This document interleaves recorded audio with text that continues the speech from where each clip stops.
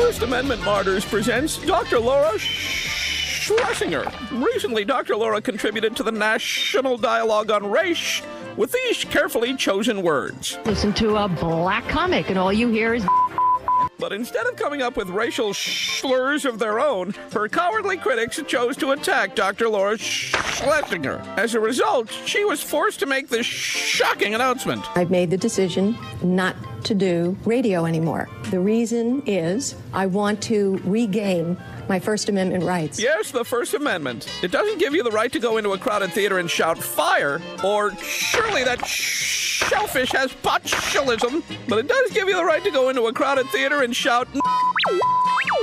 It's called the marketplace of ideas. But have no fear, Dr. Laura Schlessinger will still speak out on these issues that matter most. I want to be able to say what's on my mind and in my heart and what I think is helpful and useful. And what is more helpful and useful than once in a while, maybe you could say, and then there's always. But suffice to say, that hasn't been used much since the 1920s. The point is not to give up, and Dr. Laura Schlessinger isn't. I feel energized, actually, stronger and freer to say the things that I believe need to be said for people in this country. And that's First Amendment Martyrs salutes you, Dr. Laura Schlessinger. The rest of you can off sincerely. Yes.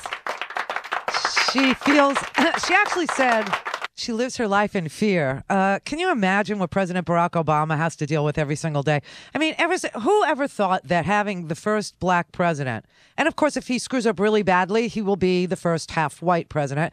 But, you know, who would have ever thought that the first black president would have engendered such racism that it would free people to say all this stuff that they've been thinking quietly or whispering amongst themselves. Now, all of a sudden, they're empowered by this man to just spew at will. And I'm just wondering who's left to vote for them. Who in the Republican Party is there left?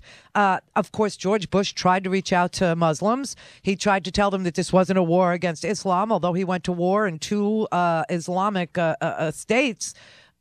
For no apparent reason. And, you know, he totally used the same imam that's, in the heart of this mosque scandal or the community center, whatever you want to call it.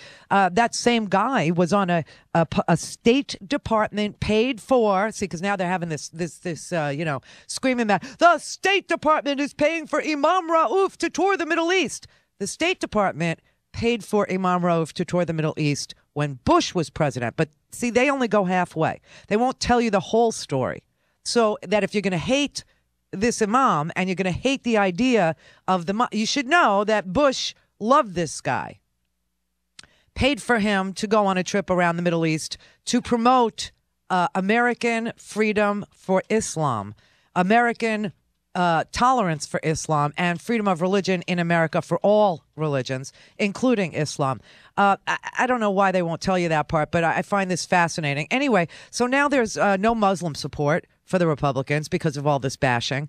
There's obviously no Latino support left, even though Bush used to try and butcher Spanish and speak to, and you had Jeb, who was married to Columba, and it was somewhat of a connection to the Latino community. And now they're being eviscerated. They're being attacked. They're being, blamed for this economy. God knows, it was them. It was. And I mean, they're going after just about every single solitary group that didn't vote for them. It's almost like they don't want your vote anymore. I don't know what they think that they're going to have left when they peel off, the whole salad bowl that makes up American life. I can't say we're a melting pot at this point. I don't see us melting together. I see us, kind of in the salad bowl where a tomato is a tomato and the lettuce is the lettuce, and they don't mix, and the only thing that holds you together is the salad dressing. I feel like a crouton today. I don't even know where I belong. And do I belong on every salad, or am I only for some salads?